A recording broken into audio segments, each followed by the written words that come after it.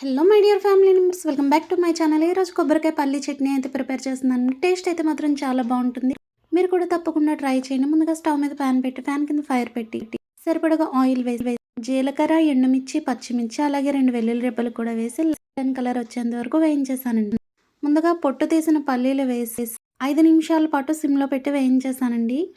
ఈ పల్లీలు కూడా లైట్ గోల్డెన్ కలర్ వచ్చేంత వరకు వేయించుకుని వేయించిన శనగపప్పు కూడా వేసి ఒకసారి అయితే వేయించేసానండి. ముందుగా ఒక మిక్సీ జార్లో కొబ్బరి, అలాగే కొంచెం సాల్ట్ వేసి మిక్సీ పట్టేసానండి.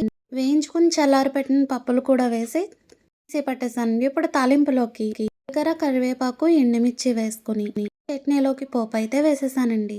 కొబ్బరి పల్లి చట్నీ అయితే ప్రిపేర్ అయిపోయిందండి. టేస్ట్ అయితే మాత్రం చాలా బాగుంది. మీరు కూడా తప్పకుండా ట్రై చేయండి. ఇడ్లీ, దోశల్లోకి అయితే మంచి కాంబినేషన్ అండి. వేడి వేడి మినపట్టులో వేసుకొని తింటే అబ్బా భలేగా ఉందండి బాబు. Please subscribe.